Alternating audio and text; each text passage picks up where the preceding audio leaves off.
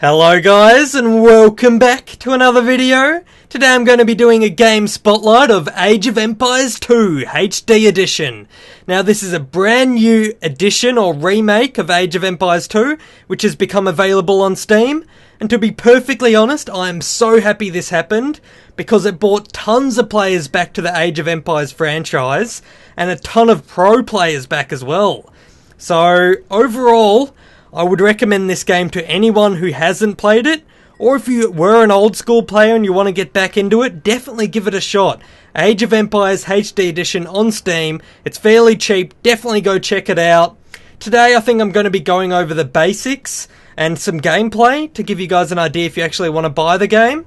And also, for those of you who have never played Age of Empires before, this will definitely be a good insight to a game of strategy that you might not have known about. If you're a strategic gamist, this is definitely for you. Alright, so there's quite a lot of things on the main menu. Even though this game was made in like 1999 or 2000, somewhere around there is when I remember playing it, so I know it was definitely out then. And to be perfectly honest, they didn't change anything at all. It's still exactly the same game. They didn't even make it HD. The graphics is still terrible, but it's what makes the game good. That is the difference. They literally just remade it a tiny bit, fixed a couple bugs, chucked it on Steam so it's easy to play multiplayer. That's pretty much all they did. So over here is the learn to play. The basic tutorials. I'm not going to go through it because it does take a while, and it is fairly basic stuff which I reckon I can cover a lot quicker than the tutorial. The history is if you want to learn anything about all the different civilizations you can play. It's got tons of information here. They went into a lot of detail and it's actually fairly interesting. It might be worth reading if you really start to get into the game. That music's annoying me though, I'm getting out of there. And of course options. Before you play any strategic game, you got to jump into your hotkeys and learn them, guys. Literally, that is the difference between the noobs and the pros, is managing your hotkeys and becoming quicker at doing what you do best. After you've learnt the game, the only thing you can really improve on is how quick you can do it. And of course, you want to adjust these depending on your resolution, things like that. We've got map editor, where you can actually make your own map, spawn units in, build castles, make your own lakes and rivers. You can set up like tower defense games, different game modes, tons of stuff. And they've got a Steam Workshop built in where you can share your campaigns and your scenarios, which is extremely good. I haven't actually used that much yet, but if you go into multiplayer and click, no one really clicks quick match, I wouldn't suggest doing that. I'll go lobby browser and find what you want. There's actually a bunch of custom ones going on. See, Lord of the Rings, I don't know if that's custom, I'm not going to join it, but you get the point, that you can make custom game modes. And there is two main ones that get played, and that is Deathmatch and the normal game type. Deathmatch is where you just spam units and you have tons of resources at the start. And the normal game mode, well, you don't, pretty much. As simple as that. That's what I'm going to be showing you soon, the normal game mode. So you just click here and you click join, and that's their ranking there, and that's their game. Sorry. So that's all pretty simple. There is a lot of Australian people playing, which was very happy for me to see, because there is a tiny bit of lag in games like this, but if you're playing with all people from your same country, you seem to be pretty good. No lag at all, it seems fine. It's when you start to get people from all over the world, you do get a bit of ping lag. So you got to keep that in mind, guys, when you're playing. Alright, so what I was going to do is I was actually going to hit up a single player recording, or a multiplayer recording, that is pre-recorded, because Age of Empires 2 games actually go for a long time. All the games I play usually go from 40 to 2 hours, or 3 hours even. And the pro games, they tend to go for like 30 minutes still. But the pro games are totally different. They spam units and rush. When the games that I tend to play, because I'm fairly new to the game, they don't involve as much rushing and they're more staying back and building your economy. But yeah, there's a couple other options here I'll quickly go over. That's where you create your own lobby to invite your friends, and restore as if the game actually crashes. Instead of losing all your progress, you can restore a game that crashed. So this one crashed for me. I could restore it and invite the players back in. If it was like a tournament match or with a bunch of friends, then it would be easy to invite them back in so you could start the game exactly where you left off without losing too much of your progress and wasting all that time, which is an extremely good feature. But for now, as I said, I'm going to go single player, and I am going to not play the campaigns. I'm going to watch a recorded game that I've pre-recorded, and it's really easy to record games on Age of Empires. You just tick a box while you're starting the game, and it records it all for you and uploads it here. So let's go ahead and click OK to watch this. Loading saved game. I will do it exactly as it would be for me if I first log into the game. This is what it looks like. You start with a town centre, which is where you build villages from. These are villages. And you basically, with the villages, you build things like houses. As you can see, I'm building a house. Over here, this is my scout, where you got to scout and see as it walks around. You got to find your resources. So these are berries, which I can send a villager to collect to get food, as I'm probably doing now. And you also got to make sure you're creating villages out of your town centre at all times if you want to be good. Now, I'm actually not very good at this game, but I did become a lot better since I recorded this. Because this was kind of one of the first major games I played. And we're going to go ahead and put the score on down here. As you can see, we have me as red. And on the other team, this is a 1v3, guys. Me versus the Haydz staff. We have Brent, G14. He's a staff member on my Minecraft servers. We have this guy, is otherwise known as Mark, who's moderator on the MF servers. And we have Sheridette, who is moderator on the MF servers, but it's actually her boyfriend playing at the moment. He was a tiny bit better than her at the time, I believe that's why. So, there we go. It's me versus these three. And this is what I'm exploring out here into the darkness. My mini-map's in the bottom right here.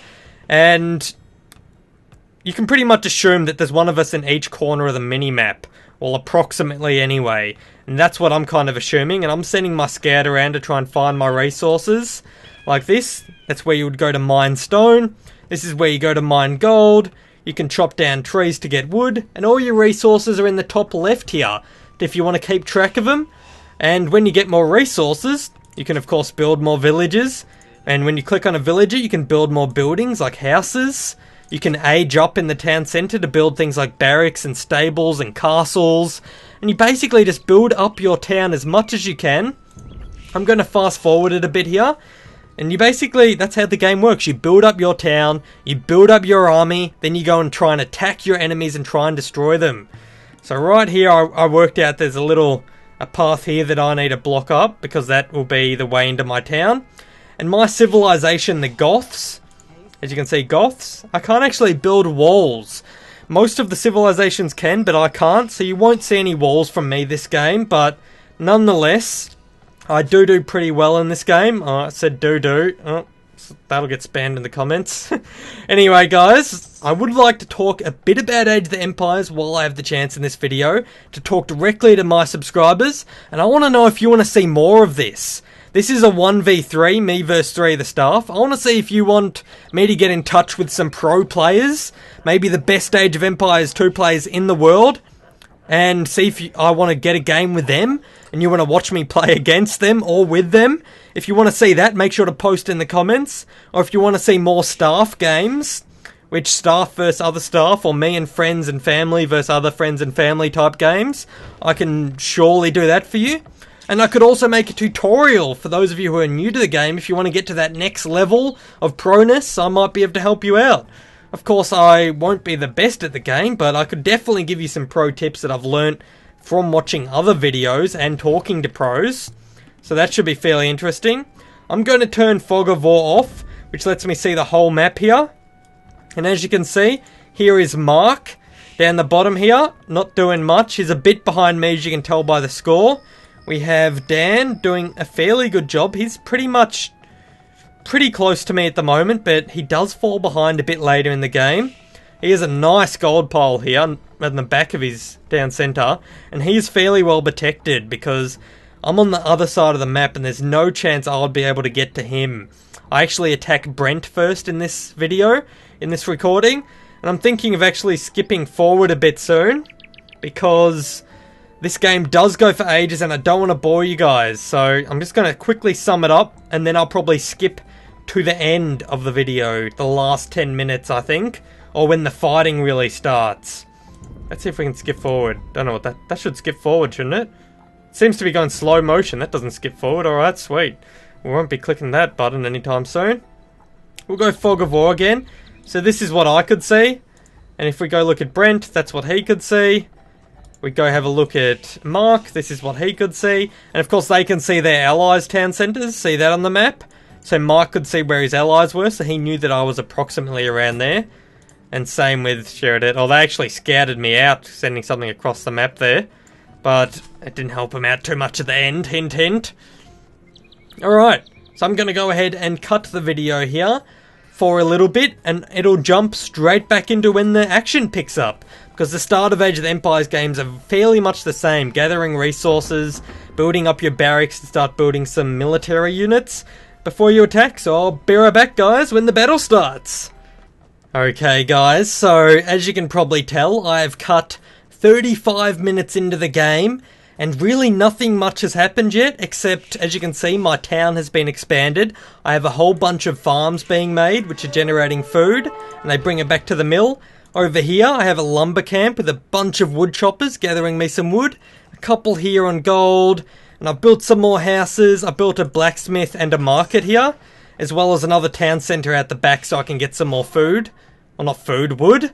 And that's pretty much it. So, in a 36-minute game, basically what I've been doing is just building up my economy, building up my villages and my farms, and I have been doing a little bit of fighting over here. As you can see, I did just win a battle. There's all Mark's and Brent's dead stuff, and there's my pikemen that realised there was a wall there, and I'm like, great. It takes pikemen a long time to destroy walls, so I think I end up sending them down. We'll put the game on fast forward. We'll watch a little bit of it now, and then I'll probably jump till the battle actually gets fully underway, and you guys can see when the game actually turns from losing to winning. Because as you can tell at the moment, by the score, mine's only 1,000 points above these three, and really it should be a lot higher if I'm planning to 1v3 them. We'll turn off the Fog of War, and we'll see what they have. So they've got a bunch of pikemen behind here, not upgraded, while mine are upgraded.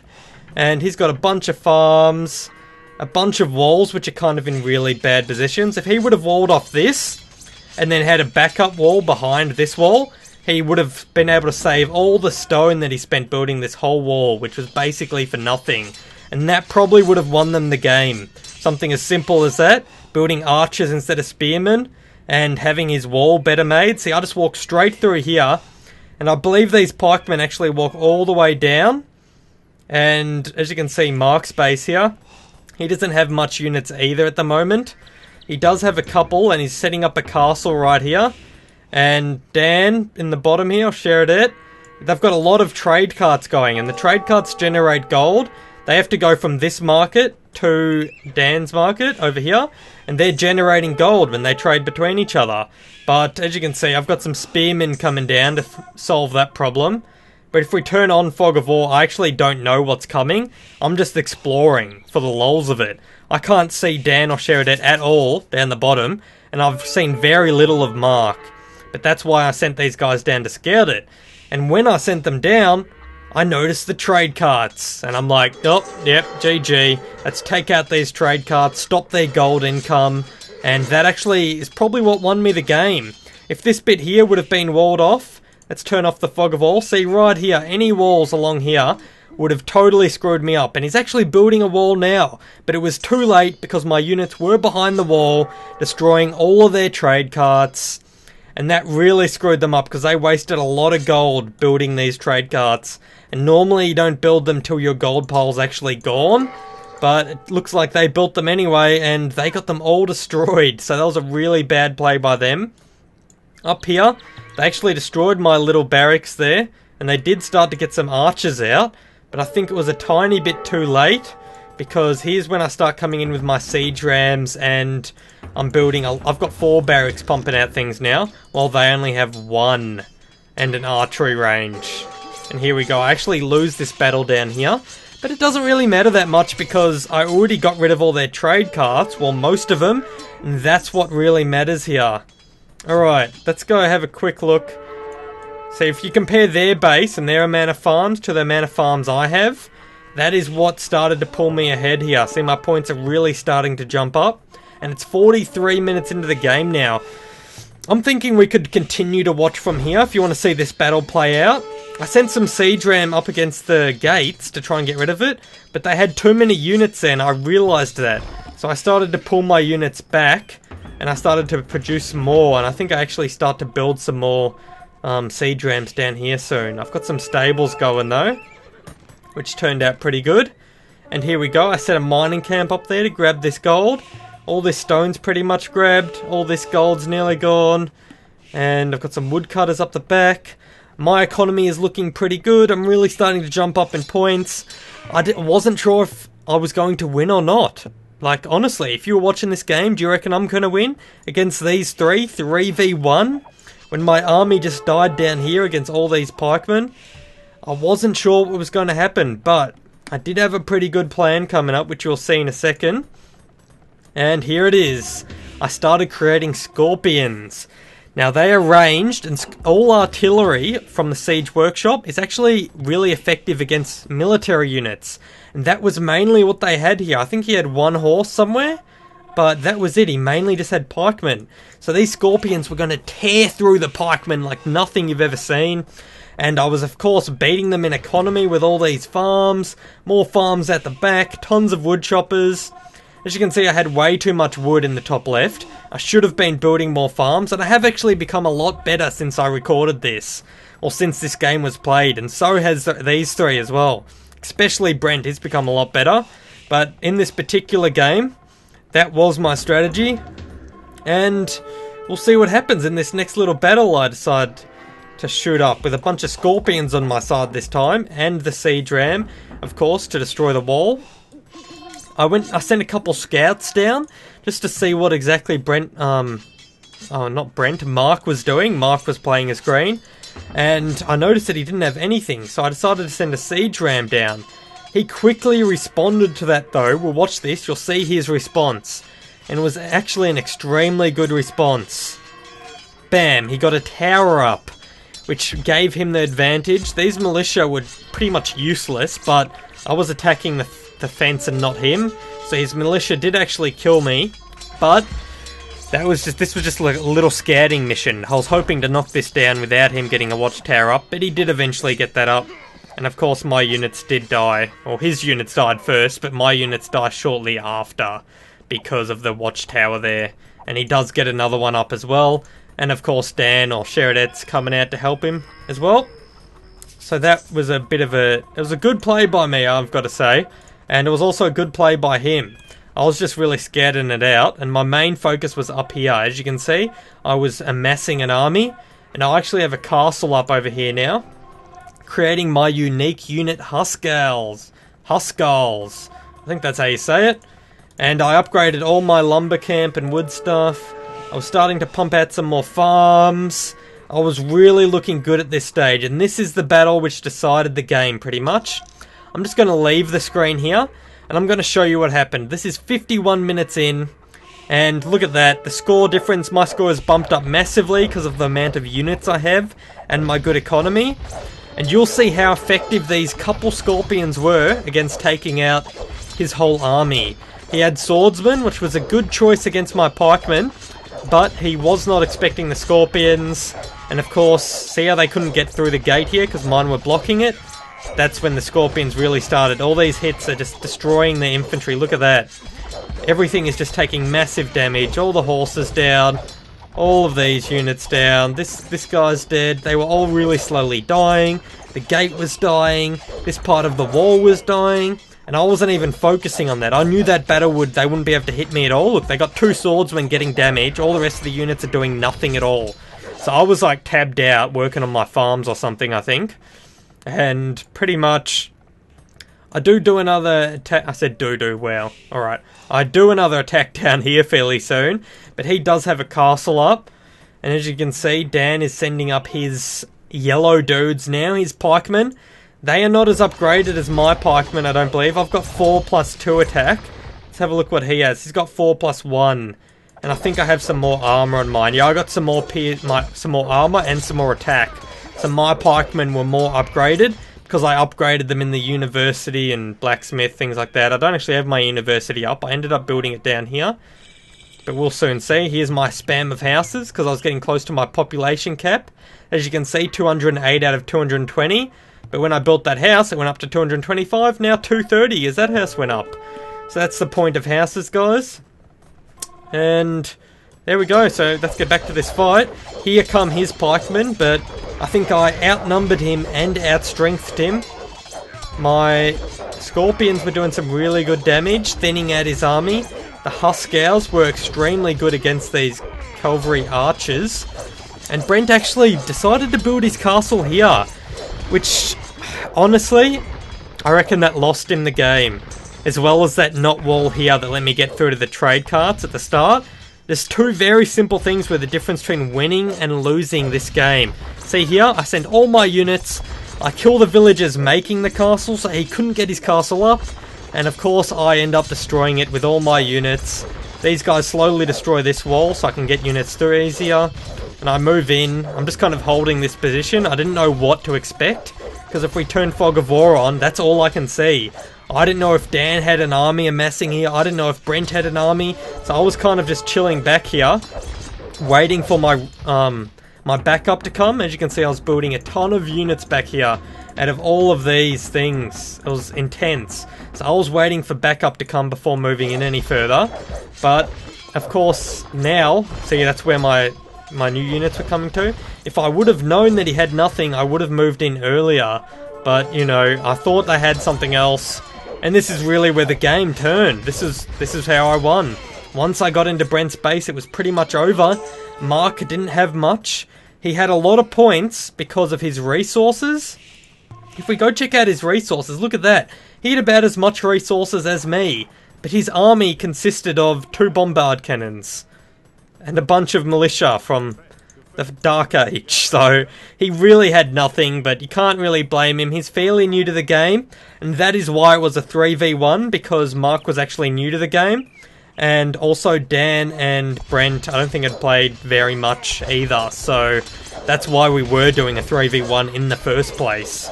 So it's understandable. I can't see much else going on. Yeah, here we go. We have Yellow building a castle, which was a good choice, but it would have been better to help Brent out, maybe building the castle up here.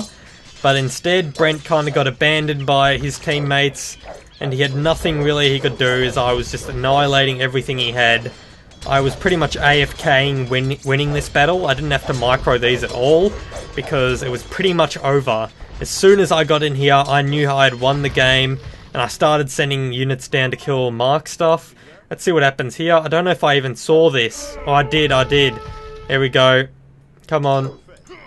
See, they all got, like, annihilated with only a couple hits there. And bam, bam. I didn't lose any units, I don't think. Nah, there's all Mark's units gone as he went to back up Brent. Even if his units would have got up here, he wouldn't have much of a chance, to be honest. And now's when I start to think about taking out Mark, making sure he doesn't have anything. Because, of course, I don't know what he has, because I'll go spectate me. Here we go. So I didn't know what he had, but luckily he only had a couple bombard cannons, and after I got my trebuchet and castle down here, that was pretty much short work of that. All my units start to push down, because I haven't explored Yellow's base at all, and I was kind of expecting him not to have too much because of his score. So that's why I was pretty good now. I was pretty good. Let's fast forward to the end of the game.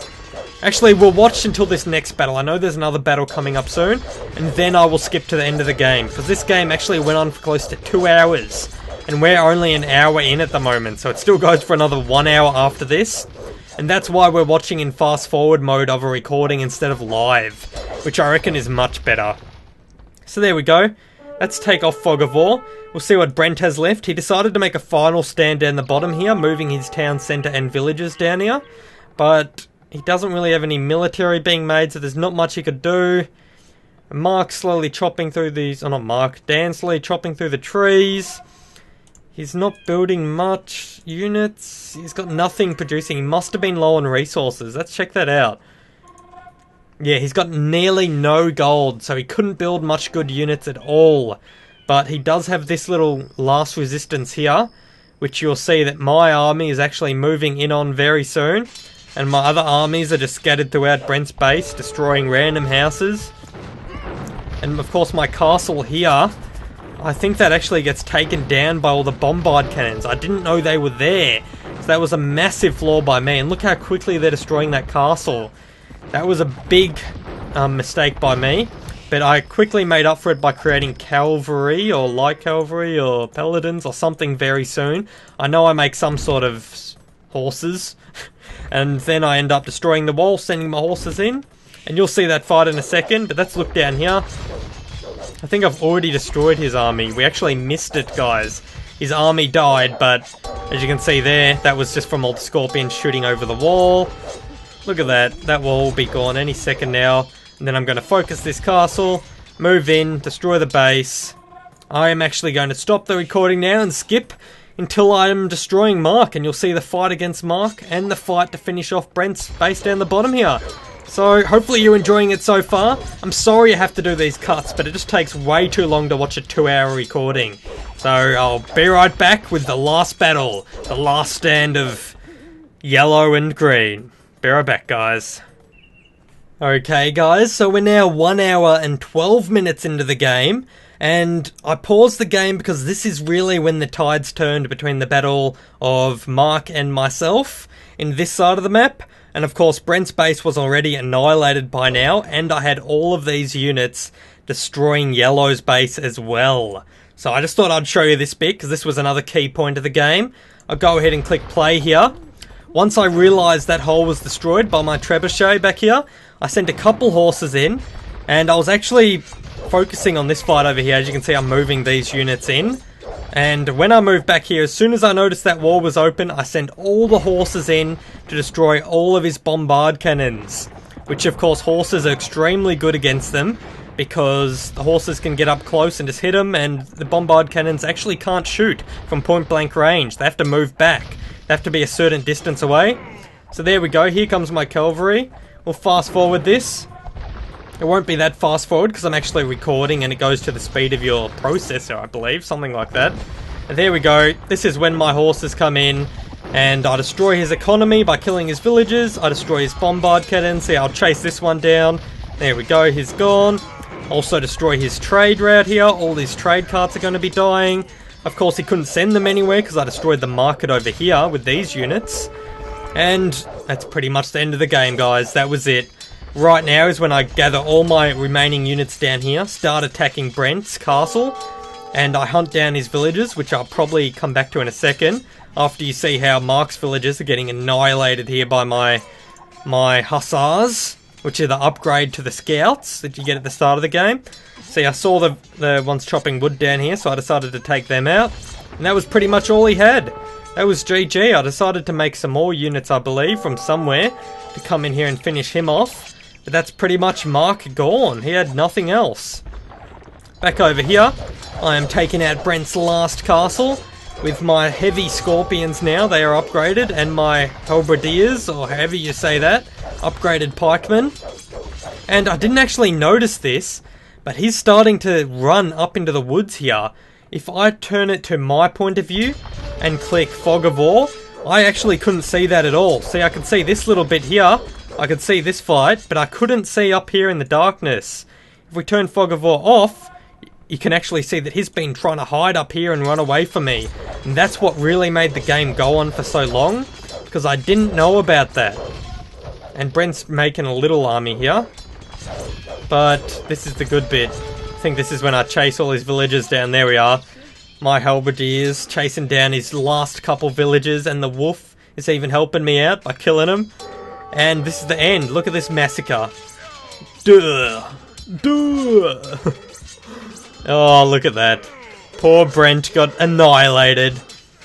And this is pretty much the end. This is me winning a 3v1, guys. Mark is pretty much destroyed here. I'm taking out his last castle very soon. He has very little of everything left. He has pretty much no villages. Brent's base is destroyed and I'm building barracks in it. Yellow is also destroyed. I have a ton of scorpions here, as well as all of his yellow villagers are now dying down in the corner, trying to retreat. The only thing he has left is a last stand here, which I'm going to fast forward and cut to the end of the video, because it did actually take me a while to find them. As you can see, Mark, as soon as I destroy this stuff, he gets resigned from the game. He gets kicked from the game because he's defeated. And, of course, Brent has nothing left at all. He will be defeated in 20 seconds. So we'll cut to the very end of the game when I find the last of these units, because it does take me a while. We'll be right back, guys. Look at this. So 1 hour, 20 minutes in, let's see how long it takes me to actually find those units that are hiding in the trees. And we're back, guys. 1 hour, 31 minutes into the game. I am finally finishing off the last of Yellow's little hideout up here in the trees. As you can tell, since the last jump in time, it did take me quite a long time to find and destroy the walls and stuff he had set up here. But he is being finished off now. This is Brent's little guys that were hiding in the trees, trying to delay the end of the game. And I ended up finding them once I got spies researched in my castle, which let me see everything the enemies saw. So even if I turn on Fog of War, I can still see where they are. See that? So that was really useful to helping me find Brent's little dodgy guys that were hiding in the trees. Finish them off. Brent defeated. And Sheridet defeated down the bottom. That is the end of the game, guys. Hopefully you enjoyed this gameplay. Make sure to check out Age of the Empires 2 on Steam. Age of Empires 2. It is amazing. If I'm sure some of you would have played this game when you were a kid, or a couple years ago, whatever. Make sure to get back into it. We're going to quit this game. And yeah, it brought up the stats, so I'll quickly go over this. If we go to military, I built... well, I don't know how many I built, but I lost 260 units, and I killed 574. While as you can see, the others didn't fare so well. They got pretty much annihilated this game. I'm looking forward to doing it again to see as they get better, if we can do this again, and hope they might even be able to beat me next time. I collected 58k food, 73k wood. I bet them in every single resource in gathering. Look at that. That is crazy. Look at that, guys. All of their food together doesn't equal up to how much food I have. That was the difference. It's really about managing your economy and your military at the same time. You can ignore this because I was kind of failing a bit hard, but the first 2 times are alright. I mean, I wasn't too bad at the game. And yeah, the rest of the stats, that shows how much that turned in my favour later on. And that's pretty much it, guys. Thank you so much for watching this spotlight.